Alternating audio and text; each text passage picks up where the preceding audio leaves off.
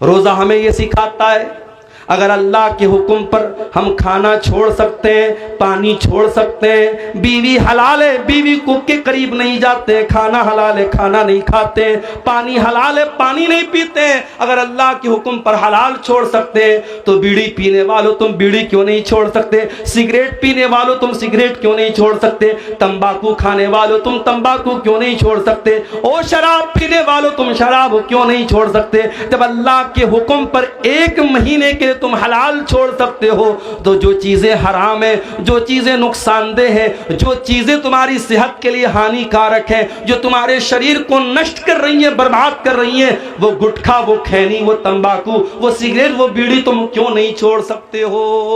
रोजा हराम को छुड़वा रहा है, हराम को छोड़ने की प्रैक्टिस करवा रहा है। मेरे प्यारे साथी, रमजान का ये महीना हमें एक सबक और दे रहा है। कभी आपने गौर किया ज़कात हम रमज़ान ही में क्यों निकालते हैं?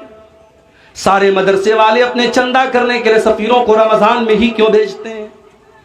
90% पूरी दुनिया के मुसलमान रमजान में ज़कात क्यों निकालते हैं? क्योंकि रमजान का महीना सखावत का महीना है, दान करने का महीना है, अल्लाह की राह में देने का महीना है। हजरत अब्दुल्ला बिन अब्बास कहते हैं कि अल्लाह के प्यारे नबी सबसे ज्यादा सखावत किया करते थे, और जब रमजान का महीना आता था और अल्लाह के प्यारे नबी जिब्रील से मिलकर के कुरान पढ़ा करते थे, कुरान का दौर किया करते थे, तो आपकी सखावत और बढ़ जाती थी। आप तेज चलने वाली आंधी से भी ज्यादा सखावत करते थे।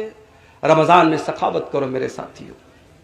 आज अफसोस की बात है, ज़कात वसूलने के लिए लोग आते हैं, बड़े बड़े सेठ लोग लाइन लगवाते हैं, बेचारा ज़कात लेने वाला भिखारी बनकर के लाइन लगाता है, तब जाकर के उसको ज़कात मिलती है। अरे तुझे तो एहसानमंद होना चाहिए, तुझे तो शुक्रिया अदा करना चाहिए कि वो ज़कात लेने वाला तेरे दरवाजे तक आया है, उसने तेरा काम आसान कर दिया, तेरी इबादत को आसान कर दिया, और तू भिखारियों की तरह उसकी लाइन लगवाता है। माफ़ करना मेरे प्यारे साथियों, ज़कात कोई भीख नहीं है, ज़कात कोई एहसान नहीं है। ज़कात हमारे माल में अल्लाह का हक है। हम जो माल कमाते हैं उस माल की, हमारे माल पर 2.5% जो ज़कात हम देते हैं वो माल में अल्लाह का हक है। और रमज़ान में हमें कोशिश ये करनी चाहिए कि अपने माल की ज़कात हम निकाल दें, और ज़कात के अलावा भी हम सदका खैरात करें, क्योंकि हमारे प्यारे नबी सल्लल्लाहु अलैहि वसल्लम इस महीने में कसरत से सदका और खैरात किया करते थे।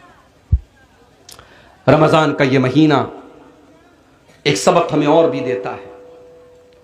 दुनिया में करोड़ों लोग ऐसे हैं जिनको दोनों टाइम का खाना नसीब नहीं होता।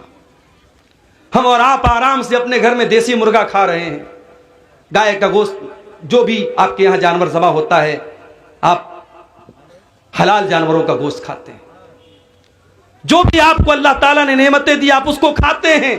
लेकिन दुनिया में करोड़ों इंसान ऐसे हैं जो भूखे और प्यासे रहते हैं, उनके पास खाने को खाना नहीं है। मेरे प्यारे साथियों, रमज़ान का महीना वो महीना है जिस महीने में आप 13-14 घंटे भूखे रहते हैं। अमीर को भी भूखा रहना है, गरीब को भी रहना है, करोड़पति को भी रहना है, और एक सामान्य आदमी को भी रहना है। ये रमज़ान में भूखे रह करके आपको ये सबक सिखाया जाता है कि ऐ मेरे बंदो, तुम तो अपनी मर्जी से भूखे हो, तुम्हारे पास खाना है तब भी तुम नहीं खाते हो, तुम्हारे पास पीने को चीजें तब भी तुम नहीं पीते हो। इस दुनिया में करोड़ों लोग ऐसे हैं जो मजबूरी की वजह से भूखे रहते हैं, उनके पास कोई चीज नहीं कि वो खा सके, वो बेचारे न खाने को कुछ है न पानी को कुछ है। रमजान के इस महीने में जब आप दस्तरखान पर तरह तरह की चीजों को खाने के लिए बैठा करो मेरे साथियों, तो आप फलस्तीन के शहर गाजा के अपने उन भाइयों को याद कर लेना, जब हेलीकॉप्टर से खाने की किटें उनको फेंकी जाती हैं, उनके छोटे छोटे बच्चे खुश हो जाते हैं। 3 दिन बाद 4 दिन बाद उनको खाने को कुछ मिल जाता है। मेरे प्यारे साथियों, वो भी तो आपके मुसलमान भाई हैं, वो भी तो आपके कलमा गो भाई हैं, इसी धरती पर रहते हैं, उनके घरों को तबाह कर दिया गया, उनके कारोबारों को बर्बाद कर दिया गया, उनकी दुकानों पर बुलडोजर चला दिया गया।